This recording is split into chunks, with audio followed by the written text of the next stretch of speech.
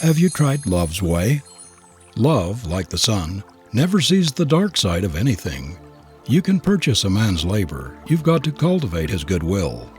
Sweeter than the perfume of roses is the possession of a kind, charitable, unselfish nature, a ready disposition to do for others any good in one's power. A New York man who saw a little girl carrying a crippled boy across the street offered to assist her, telling her that the boy was too heavy for her to carry. "Oh, no," said the child quickly. "He's not heavy. He's my brother." Oh, marvelous power of love that lightens all heavy burdens and smooths all rough roads. What would become of humanity were it not for love, which sweetens the hardest labor and makes self-sacrifice a joy? It is the greatest force in the universe. Without its transforming power, we should still be primitive barbarians. In spite of the loud cries of pessimists and skeptics to the contrary, its light is still leading men upward, although the dream of the world's peacemakers has come to naught, and Europe is plunged in a merciless war. Yet there are multitudes of signs of the reign of love. Its merciful healing power is at work even on the cruel battlefield. We see it animating the great army of Red Cross surgeons and nurses who, regardless of creed or country, racial or social differences, are treating all the wounded soldiers as brothers, binding up their wounds and nursing them back to health and life. Love is healing the hurts made by hate and discord.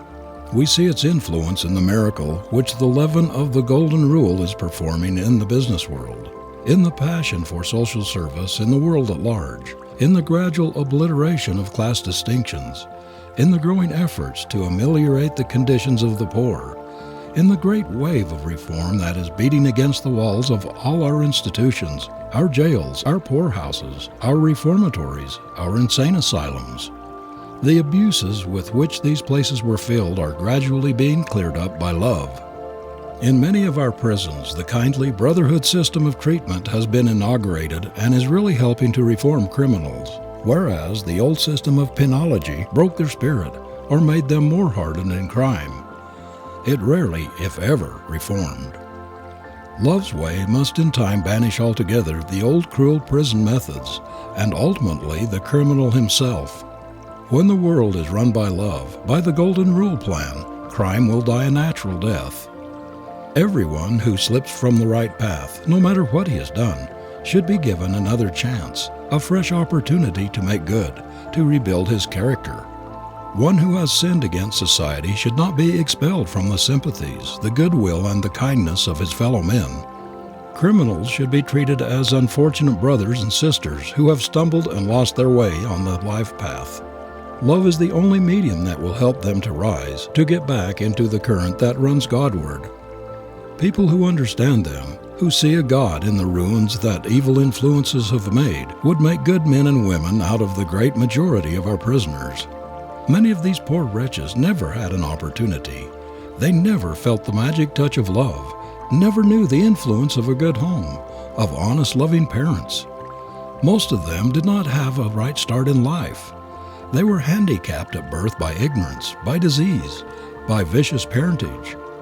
They never had a fair chance. Love's way would give them one, shutting them into cramped, miserable, sunless cells with none of the controls or conveniences of life, where none of the humanities reach them, meting them out treatment we would not dream of inflicting on our domestic animals, is like trying to put out fire with kerosene oil.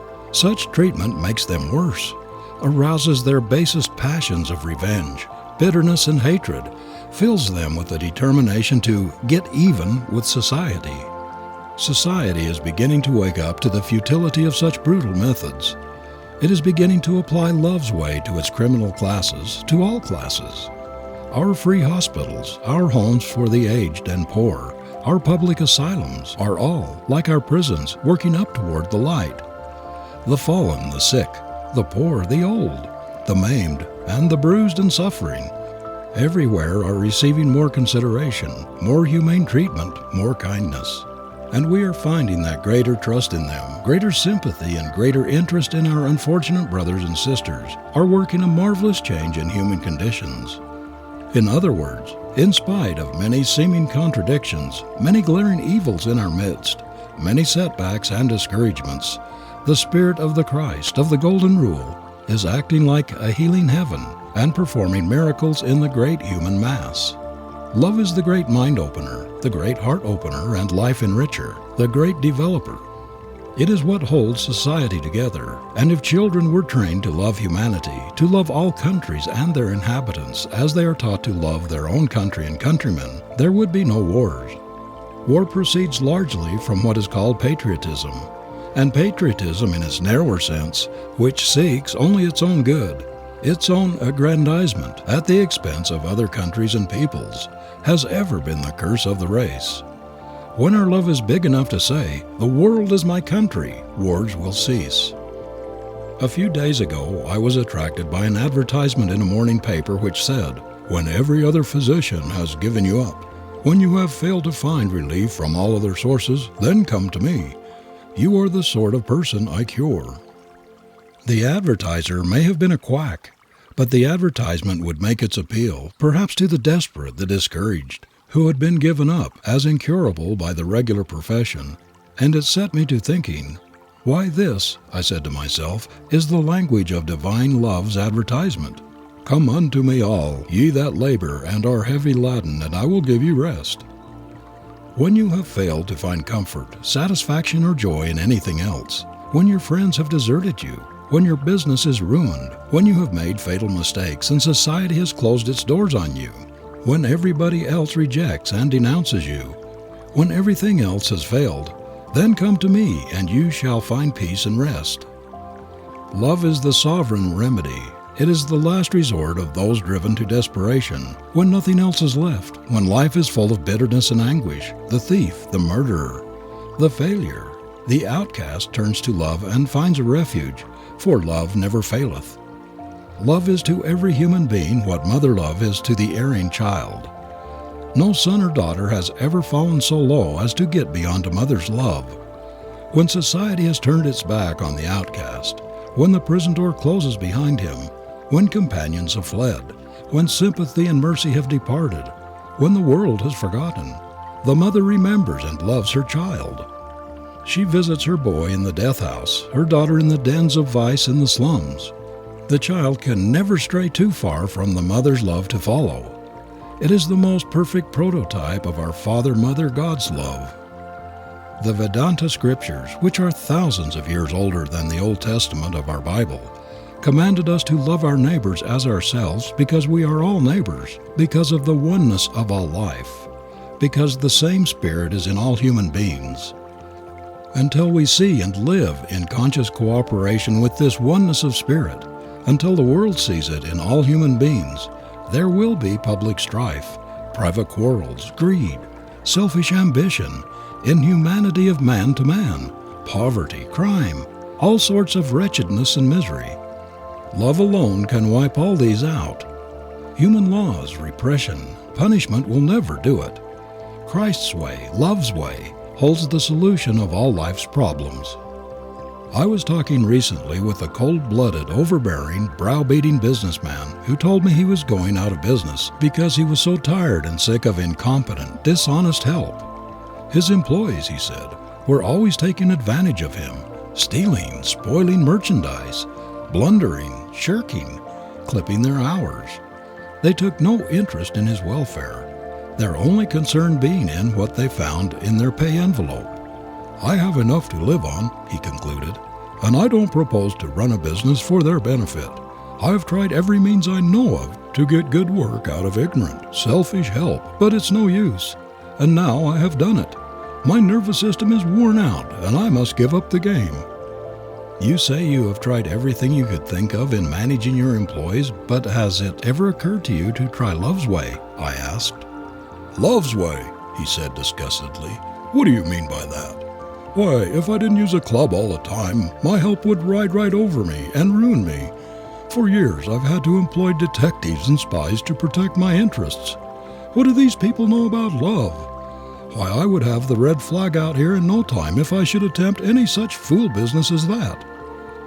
A young man who had been successful in Golden Rule management, hearing of the situation, saw in it a possible opening, and asked this man to give him a trial as manager before giving up his business altogether. The result was, He was so pleased with him that in less than half an hour he had engaged him as manager, although he still insisted that it was a very doubtful experiment. The first thing the new man did on taking charge was to call the employees in each department together and have a heart-to-heart talk with them. He told them that he had come there not only as a friend of the proprietor, but as their friend also, and that he would do everything in his power to advance their interests as well as those of the business. The house, he told them, had been losing money for years, and it was up to him and them to change all that and put the balance on the right side of the ledger. He made them see that harmony and cooperation are the basis of any real success for a concern and its employees. From the start, he was very cheerful, hopeful, sympathetic, enthusiastic, encouraging. He quickly won the confidence and goodwill of everybody in the establishment, and had them all working as heartily for the success of the business as if it were their own. The place was like a great beehive, where all were industrious, happy, contented, working for the hive. So great was the change that customers began to talk about the new spirit in the house. Business grew and prospered, and in an incredibly short time the concern was making instead of losing money. Yet in many respects the new manager was not nearly as able as his employer, but he had a different spirit. He was animated by a belief in the brotherhood of man. He had sympathy, tact, diplomacy, and a real personal interest in those who worked under him. He never scolded them when they did not do right. He simply talked with them like an elder brother and made them ashamed of themselves. He showed them there was a better way, and they followed it. In short, he won their love and respect, and they would do anything for him. The Golden Rule method had driven out hate, selfishness, greed, and dissension. The interests of all were centered on the general welfare, and so all prospered. When the proprietor returned from abroad, whither he had gone for a few months' rest and recuperation, he could scarcely believe in the reality of the transformation that Love's Way had effected in his old employees and in the entire establishment. You who have been tortured and torn to pieces for years with hot tempers, with worry, with fear, with hatred and ill will, you who have already committed suicide on many years of your life, why not turn your back on all this and try Love's Way? So far, your life has been a disappointment. There must be a better way for all who bear the scars and stains of strife, who have been battered and buffeted by the old evil way, in which there has been no rest, no harmony, no sweetness. Why not try Love's Way? Try it for every trouble, for every hurt and sorrow. Try it, you whose home life has been a bitter disappointment, you husbands and wives who have quarreled, who have never known what peace and comfort are. Try Love's Way.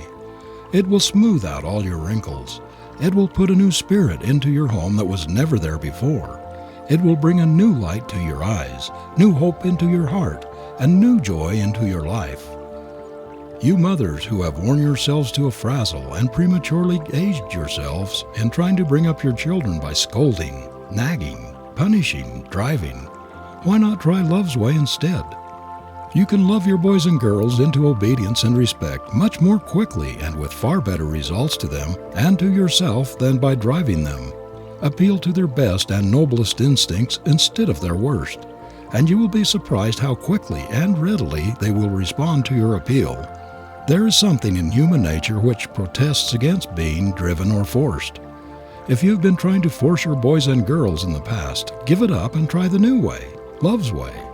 See if it does not work wonders in your home. See if it will not make your domestic machinery run more smoothly. See if it will not wonderfully relieve the strain upon yourself. Give Love's Way a trial.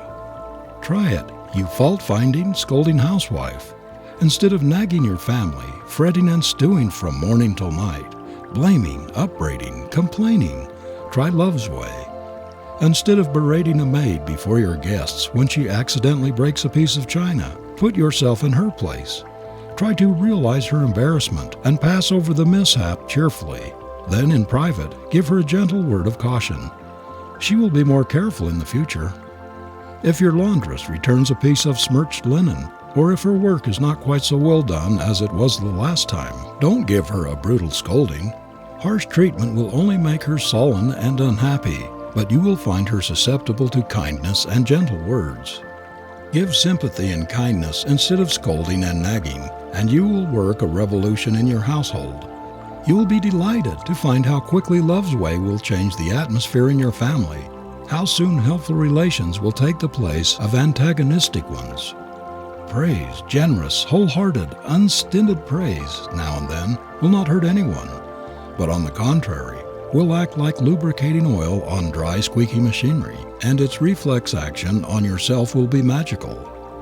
You husbands who have been substituting money and luxury for love, who have thought that if a woman had a fine house, beautiful clothes, and all her bills paid, she ought to be satisfied and happy. You who have so miserably failed of your object in this substitution will be surprised to find how much happier you can make your wife by bestowing on her a generous, unselfish love. A very little money, a very humble home with love will make every true woman happier than millions, a palatial home with indifference. Try love's way, you men who have been lording it over your families, bullying and browbeating your wives and children, using slave-driving methods in your home. You know that this brutal old way has not brought you happiness or satisfaction. You have always been disappointed with it. Then why not try the new philosophy? Try love's way. This is the great cure-all. It is the Christ remedy which is leavening the world. Try it, you who are worn out with the discord and the hagglings, the trials and tribulations you encounter every day in your business. You men and women who have never been able to get good help, who are driven to desperation with the wicked breakage and wastage of your employees. You who have been through purgatory in your struggle with dishonesty and inefficiency, whose faces are furrowed with cruel wrinkles and prematurely aged in trying to fight evil with evil, try love's way. It will create a new spirit in your store, your factory, your office. Whatever your business, whatever your trials and difficulties, love will ease the jolts of life and smooth your way miraculously. Try love's way, all of you who have hitherto lived in purgatory because you did not know this better way. You have tried the getting square policy, the hatred and grudge method. You have tried the revenge way, the jealousy way. You have tried the worry, the anxiety method, and these have pained and tortured you all the more. You have tried law and the courts to settle troubles and difficulties with neighbors and business associates, and perhaps you won lawsuits only to make bitter, lifelong enemies. But perhaps you have never yet tried love's way, excepting in spots. If you have not tried it as a principle, as a life philosophy, as a great life lubricant, begin now. It will smooth out all the rough places and wonderfully ease your journey over the jolts of life. You may be wondering why you have so few friends, why you do not attract people, why others are not more interested in you. Look into your heart and you will find the reason. You are sending out a current of selfishness, of uncharitableness, unkindness, indifference, ingratitude. You cannot get a return current of friendship, of encouragement and helpfulness. The stream that leads back to you will be just like that which goes out in your thought, in your habitual mental attitude. To have friends, to win love, you must make yourself a magnet for love. You must send out the friendly thought current, the helpful current, the kindly, loving current of human fellowship. If you give out of stinginess, narrowness, meanness, selfishness, you will not receive love's gifts in return. As you give, so will you receive, and the more generously you give of love and kindness and service, the more generously will be the current that returns bear them back to you. The most beautiful thing on this earth, that which every human being craves most, is love. It is as Henry Ward Beecher said, "The river of life in this world, think not that ye know it who stand at the little tinkling rill, the first small fountain, not until you have gone through the rocky gorges and not lost the stream, not until you have gone through the meadow and the stream has widened and deepened until fleets could ride on its bosom, not until beyond the meadow you have come to the unfathomable ocean and poured your treasures into its depths. Not until then can you know what love is." All through the Bible are passages which extol the height and depth, the breadth and power, the inexhaustibleness of love. The more of love we give out, the more we have. Love maintains perpetual summer in the soul and shuts out winter's chill. Love of man is love of God, and love of God prolongs life. "With long life I will satisfy him," declares Jehovah in the words of the psalmist, "because he hath set his love upon me." Love is harmony, and harmony prolongs life, as fear, jealousy, envy, friction, and discord shorten it. Those who are filled with the spirit of love, whose sympathies are not confined to their own family, but reach out to every member of the human family, are more exempt from the ills of mankind than the selfish and pessimistic, who lose the better part of life, the joy and the strength that come from giving themselves to others. Some natures are so permeated with the spirit of love, of helpfulness, of unselfishness, that their very presence acts like a balm upon the wounded soul. They radiate harmony, soul sunshine. There is a personal charm about them which strengthens, reassures, and uplifts. No more scientific advice was ever uttered on this earth than "love your enemies."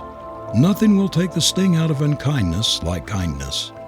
Nothing will disarm prejudice, hatred, and jealousy like love. It is impossible for anyone to continue to hate us when we send out to him only love thoughts, love vibrations, or to be jealous of us when we send out to him only kindly, generous, helpful thoughts. Hatred or the spirit of revenge cannot live in the presence of love any more than an acid can retain its eating, biting qualities in the presence of an alkali.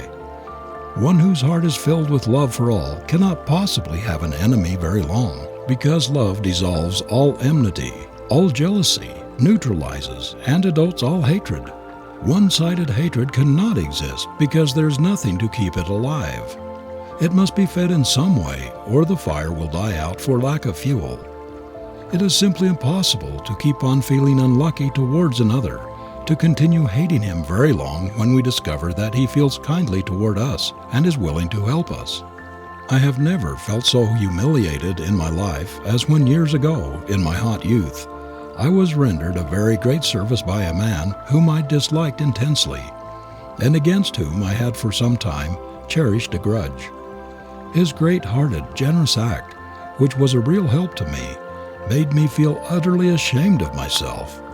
It showed me, as nothing else could have done, what a mean, unworthy, contemptible thing it is to nurse a feeling of hate or revenge toward a fellow being. We cannot hold the love thought without feeling the uplift, the glow, the divine energy which it sends through the whole system.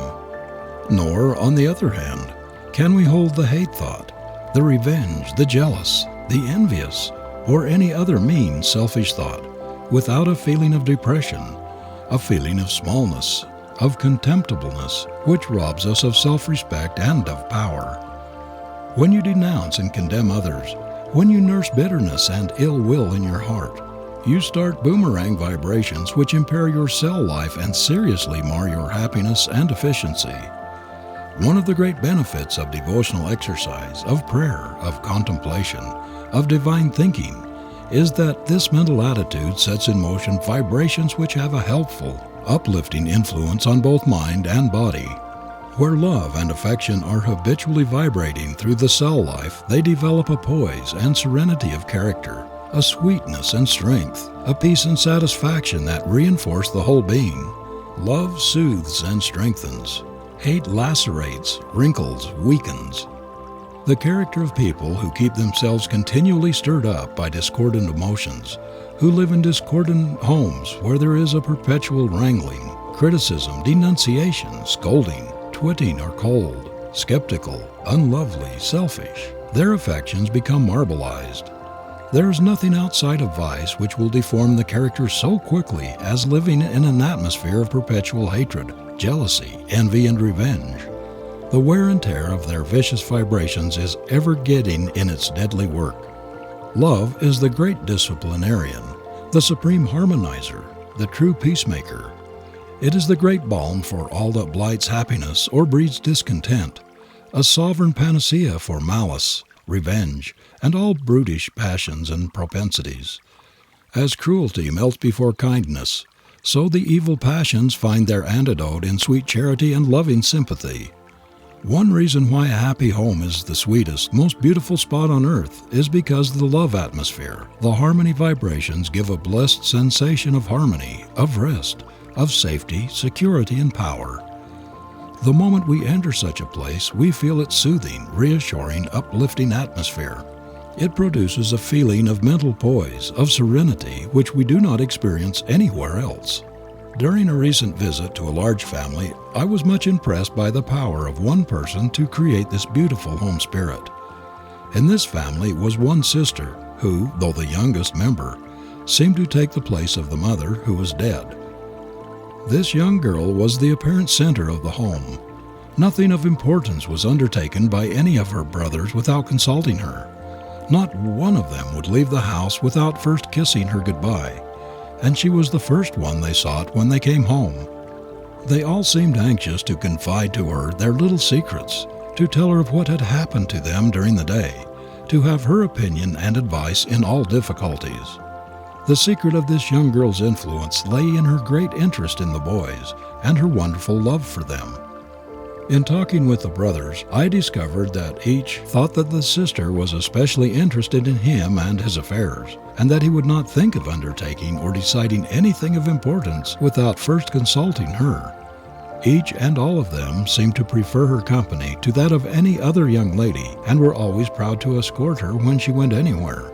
Those boys were all clean-minded, open, frank, and chivalrous, and I could not help thinking that a great deal of it was due to the sister's influence. "To love and to be loved," said Sidney Smith, "is the greatest happiness of existence." Everyone, rich and poor, high and low, is reaching out for love. What will not a man do to win the love of one who embodies his ideal of womanhood, one in whom he sees all the beautiful qualities that he himself lacks? This love is really a divine hunger, the longing for passion of what would make him a whole man instead of the half one he feels he is. Why is it that when a coarse-grained, brutal, dissipated man falls in love with a sweet, pure girl, he immediately changes his ways, looks up, thinks up, braces up, drops his profanity, is more refined, more choice in his language, more exclusive in his associations, and is, to all appearances, for the time at least, a changed man? Simply because love is a more powerful motive to the man than dissipation. He drops the latter, and if his love is steady and true, he will never again indulge in any degrading practice.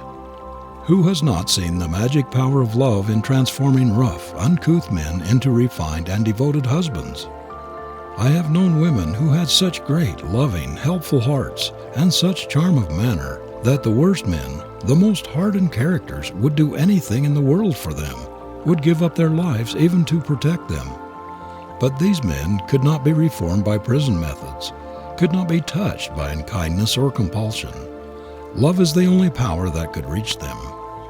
I do not believe there is any human being, in prison or out, so depraved, so low, so bad that there is somebody in the world who could control him perfectly by love, by kindness, by patience. Many a man has been kept from performing a disgraceful criminal act by the thought that somebody loved him, believed in him, trusted him. "Though thy sins be as scarlet, they shall be made whiter than snow." Love purifies, lifts up, regenerates. We are all familiar with its wonderful transforming power, how it erases the scars of sin, smooths out the wrinkles which vice has left in the face, softens the hard features, and puts its own divine stamp there. We know how it changes the coarse, brutal, sinful man into his own divine likeness, how it brings the color back to the pale cheek, the luster to the dull eye, how it restores courage to the disheartened, hope to the distressed and the despairing. We know how it calls into the face of light which was never there before, and which is not of earth. In the remarkable play, The Passing of the Third Floor Back, we have a striking illustration of the subtle, silent force of the love motive. Those who have seen or read the play will remember how, in response to an advertisement in a London paper, room to let, third floor back, becomes a remarkable man who is given the title of the Stranger. This man takes the third floor back and finds himself in a boarding house filled with questionable characters, petty thieves, gamblers, people who have led fast lives, all sorts of uncharitable, envious men and women. They stoop to every kind of meanness. One woman even steals candles. Everyone tries to cheat everyone else and is cheated in return. The landlady is of the same type as her boarders. She preys on them and they prey on her. She waters the milk and adulterates the food. Then to keep herself from being robbed, she puts everything under lock and key. The mere presence of the stranger seems antagonistic to the practices and low-flying ideals of the boarders and the landlady. They begin to make all sorts of fun of him, but he takes no notice. Instead, he gives them kindness for unkindness, love for hate, and a pleasant smile as the only answer to their sarcastic, cutting remarks and innuendos. Gradually, as they become better acquainted, he begins to talk with them of themselves, to point out their good qualities, and to show them what great ability they have in certain lines, what wonderful things are possible to them. He told one of the young men who had made merry at his expense that he had a fine artistic temperament, and that he had in him the making of a great artist. He showed another his possibilities as a musician, and so on with every member of the discordant, jangling group, until each one finally came under the spell of his love and kindness.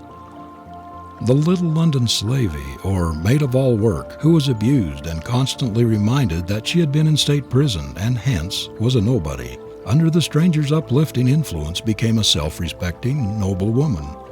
The landlady, who had hitherto treated the girl like a slave, began to favor her and made her go outdoors and get a little change while she did the work. A man and wife who had lived a cat-and-dog life were brought together in harmony. All of the boarders, without exception, even those who had been the most brutal and selfish, gradually changed and became thoughtful, helpful and kindly toward one another. They became friends. The whole atmosphere of the house was changed. The stranger had shown every man and woman of them his or her better self, and in so doing had literally made them anew. Thus did one who typified the Christ spirit, a simple, quiet man who loved his fellow men and found his greatest joy in serving others, manage to divert all these people out of the crooked channels in which they had lived and into the right path toward happiness. Love, discovering to them these higher possible selves, transformed them. This is love's way. Love tames the fiercest animals. How quickly their wild, ferocious expression is replaced by a milder, softer, more gentle one under the kindly treatment of one who really loves them, one who looks upon them as did St. Francis, as his little dumb brothers and sisters. The brute nature is gradually softened and distrust gives way to confidence. The suspicious look is replaced by a trustful one. Affection takes the place of dislike and fear. Love goes out to meet love. Is there any more beautiful illustration in nature of the influence of love and kindly treatment than the evolution of our pet dogs from the ferocious wolf? Note the gentle, peaceful face of a cow or a horse which has been brought up as a family pet. Such animals would not step on or injure a child any more than we would ourselves. We love and trust them, and they love and trust us in return. Love begets love. Some people mistake selfishness or self-love for real love. Everywhere we see the sort of base substitute which says, "If you do this for me, I'll do that for you." The woman that says to a man in her heart, if not with her lips, "If you'll support me and give me a home, I'll love you," does not love. This is selfishness. A great many people confuse love of the thing given with the love of the giver. They mistake the love of their own comforts, of a good time, of dress and luxuries, for love of the person who supplies them with these things. This is a mere travesty of the genuine thing. Love simply loves and asks nothing in return. There is no self in it. Abuse, bitterness, indifference, ingratitude do not change or destroy love. It simply loves on, and no love is ever lost, whether it is returned or not. Genuine love is a force that always wins out. Even if it's not reciprocated, it wins by chastening, softening, elevating, beautifying, and enriching the life of the one who loves. This is love's way. What mothers endure for many years for their children would kill them or drive them to an insane asylum in half the time but for love. This is the healing balm that cures all hurts, lightens all burdens, that takes the drudgery out of service. It is love alone that enables the poor mother to risk her life for her child, to go through terrible experiences in her struggles with poverty and sickness to rear her children. A burden half as great which had no love in it would crush the life out of her. But love lightens the load, takes the sting out of poverty, the pain out of sacrifice. The same thing is true of the loving father, though his burden in the nature of things is rarely as heavy as the mother's, but he is often virtually a slave for half a lifetime or more for those he loves, and if he is a real man he does not complain. Love lightens the burden and cheers the way. Where the heart is, there the burden is light. A new commandment I give unto you, that ye love one another, as I have loved you, love ye also one another. In the literal fulfilling of this command lies the salvation of the world. Among the many noble souls of our time who have tried to live in accordance with it, one of the most conspicuous was Count Leo Tolstoy. In one of his own beautiful stories, Tolstoy shows how everyone, no matter what his station or how poor his circumstances, may do this, by following the Master's example in treating every human being as we would a loved member of our own family. A very devout Russian peasant, so runs the story, had prayed for years that the Master might sometime come to his humble cabin home. One night he had a vision in which the Master appeared to him and told him he would come to his cabin the next day. Filled with joy, the peasant awoke. So real seemed his vision that he arose and immediately went to work putting his cabin to rights and preparing for the unexpected heavenly guest. A terrible storm of sleet and snow raged throughout the day. While performing his simple household duties, heaping fresh logs in his crude fireplace, preparing his pot of cabbage soup, the Russian peasant's daily dish, the man would look out into the storm with anxious, expectant eyes. Presently he saw a poor, half-frozen peddler with a pack on his back struggling toward the light, but almost overcome by the fierce blasts of snow and sleet that beat upon him. The peasant rushed out and brought the wayfarer into his cabin. He dried his clothing, warmed him, fed him some of the cabbage soup, and started him on his way again, comforted and rejoicing. In a little while he saw another traveler, a poor old woman, trying feebly to beat her way against the blinding snow. Her also the compassionate peasant took into his cabin. He warmed and fed her, wrapped his own coat about her, and, strengthened and encouraged, sent her too on her way. The day wore slowly away and darkness approached, but still no sign of the Master. Hoping against hope, the man went once again to his cabin door, and looking out into the storm, he saw a little child who was utterly unable to make his way against the blinding sleet and ice. He took the half-frozen child in his arms, brought it into the cabin, warmed it and fed it, and soon the little wanderer fell asleep before the fire. Sorely disappointed because the Master had not yet appeared, the peasant sat gazing into the fire, and as he gazed, he fell asleep.